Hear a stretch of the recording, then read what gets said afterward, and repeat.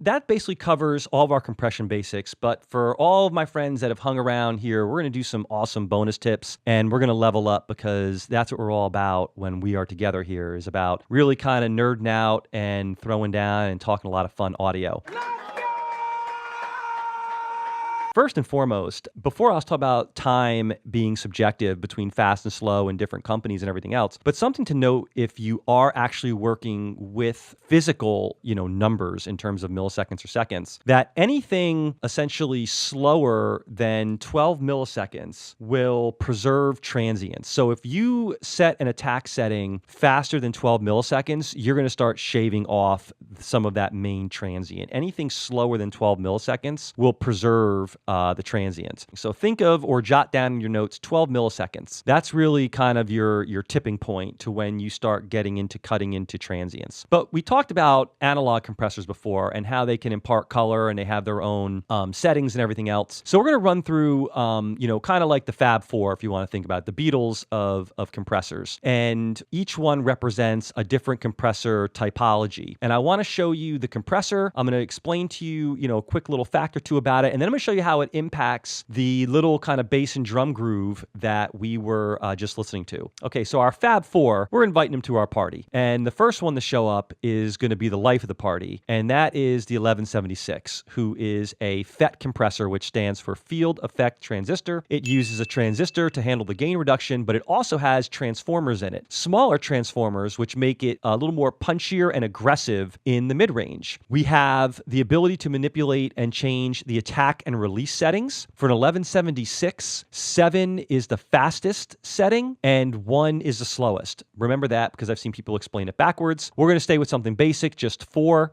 We do not get to control the threshold. The way we control the threshold is by driving the input. So we're going to drive up the signal in and then get the gain reduction. Now, I set all of our compressors to about 3 to 4 dB of gain reduction. I'm going to go in and out of this. Let's use what we learned from our listening examples, okay? Latch on to the snare drum, pay attention to the snare drum, and listen to how this compressor changes the tone of the snare drum and then how the relationships around that change. Practice listening to that. You'll become a master at compression in no time.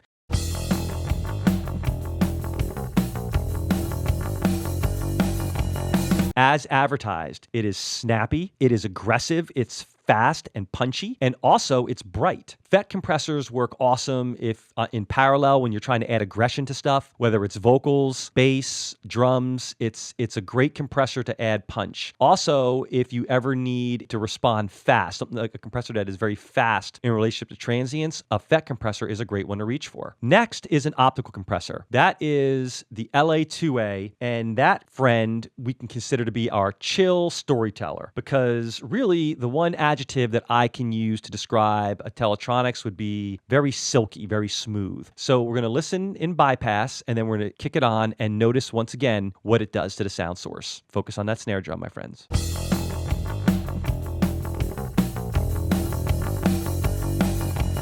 So what did we notice with this? We noticed that it was a softer, mellower type of compression, and we ended up picking up a little bit of body. There's more body to this because we're using light bulbs to do the compression, so it has a naturally slower release. On this compressor, we do not get to determine the attack and release settings, so it has a slower attack, so it's letting more of that transient information through, and also a slower release. So you remember when we were looking at our compressor settings at the beginning of the video, we went from fast release energy to slow release smooth. This is a slow release compressor, which gives us a smoother compression. Okay, next to the party is our VCA compressor. I'm going to consider this the socializer or the connector. A lot of you have heard the term glue before. I'm kind of over the term glue. The glue, right? Glues to mix together. It's the glue compressor. You need to relax. SSL has become the poster child for glue compressor. Here with this, we do get the opportunity to change a lot of the relationships here. But what I'm going to do so we can hear the compressor is I'm going to keep the side chain off, so it's going to compress everything. We're going to stay with what we were with the 1176, so about a 4-to-1. We're going to stay with a relatively slower attack, 10. We're going to go with the auto release so that we can hear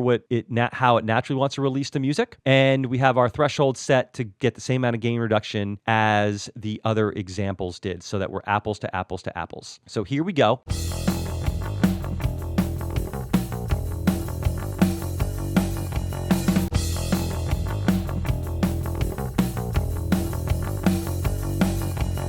I know you were listening to that snare drum, and I know if you did, what you heard is it got a lot tighter and punchier. A lot of people say that the SSLs or these type of compressors have a signature kind of thwack kind of sound. So you can hear it adds smack. It was adding smack, and it was also tightening up the low end because the way that VCA compressors with their transistors inside are designed are very clean. So it doesn't kind of muddy up the low end of the mix. Actually, it made everything feel clean and tight. Okay, and the last to the party is Mr. Sophisticated, and that is the Fairchild. I have the Unfairchild, the real analog piece, and these units are a beast in real life. They're like 2 people to carry kind of things. They're just loaded with tubes and big fat transformers. So they're just monster units that just impose, a ton of, harmonic content. We hear this concept of like warmth because we get this, gentle roll off of the highs. There's a lot more body because of those big fat transformers in it, which boost the lows. So that's what makes things sound warm. You kind of, enrich the low end and roll a little bit off the top, and things start to sound pretty warm to our ear. It also has a slower attack to it. But let's enough talking. Let's kind of play through. We'll start in bypass and then kick it on.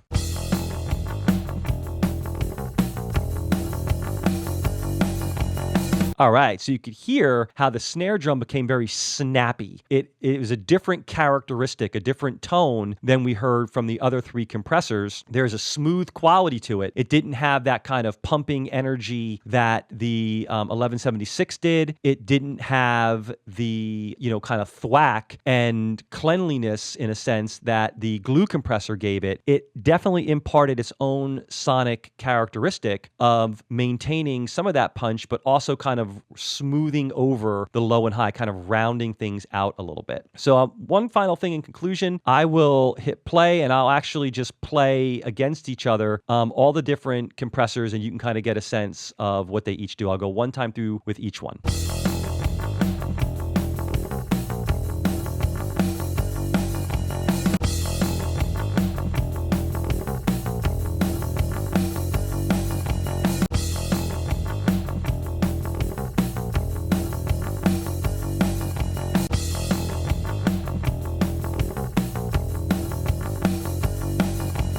So I hope you found this very useful.